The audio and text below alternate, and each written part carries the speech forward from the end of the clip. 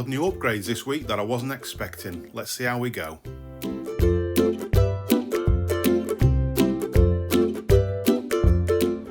Hi again, Peter here from Outdoors Rome. Hope you're all going good. Bit wet here on the Gold Coast this morning, but the sun's just starting to break through. Not been away this weekend, but I thought I'd bring you up to date with some changes that we made to the van last week. Cost me a few dollars, but I think they were necessary. First of all, we had a few issues with the fridge when we were away last time. What I found was the fridge temperatures were rising overnight. During the day, it was all good, 5 degrees, and then once we went off solar, I noticed that the fridge temperature was climbing up to 11 degrees. So I had to plug the fridge into the Bluetti, which sorted the issue out.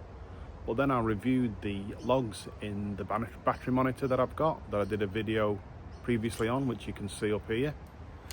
And what I found was, yeah, everything was running great during the day, and then about 9 o'clock at night it started to dip down, and it slowly dipped.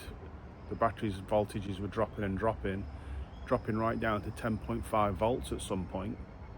So the batteries had probably been in there over 5 years, I would imagine. Good batteries, Amtech, still available.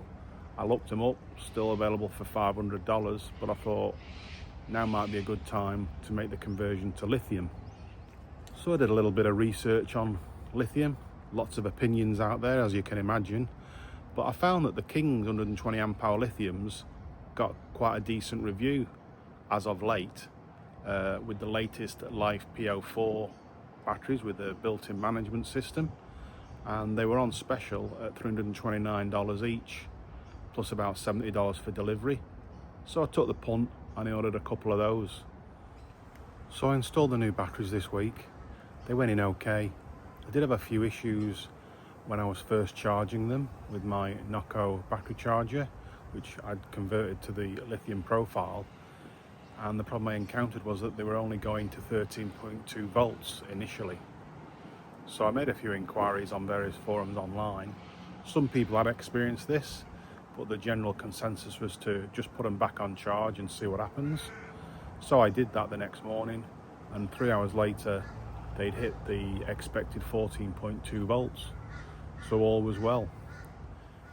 What I also did this week, as well as the batteries, was to change over the Victron MPPT solar controller from the blue solar version to the smart solar version. The only real difference being that the smart solar version has got Bluetooth built in, whereas the blue solar version requires an additional dongle to get Bluetooth. So I decided to just buy one outright and swap it out. It cost me about $190 delivered from eBay. That went in pretty good, and now I can monitor everything coming in and out of the battery from solar, as well as the battery levels remotely via Bluetooth. So I've got a blue solar charger up for sale if anyone's interested, currently on eBay. But other than that, that's all I've done this week. Oh, I did actually make the punt as well, and I decided that I'd order a bigger inverter. At the moment there's a 300 watt inverter in the van. That just seems to power one plug. It looks like it's an aftermarket fit, so there's just one plug that seems to be powered when you turn on the inverter. So I thought I'll buy a 2000 watt inverter. That will power a few more things, and you know, maybe it'll make the Bluetti a little bit less reliant on, because I can plug the microwave into the inverter, given that we've got the new lithium batteries. So that's not come yet, but I'll let you know how we go when that arrives. So that's this week. I haven't got any plans to go away next week or the week after, to be honest with you. So it might be a few weeks before I put another post up regarding a travel trip, but do keep your eyes open for any equipment reviews, because there might be a few more of those. And until next time, please take it easy. Catch you later.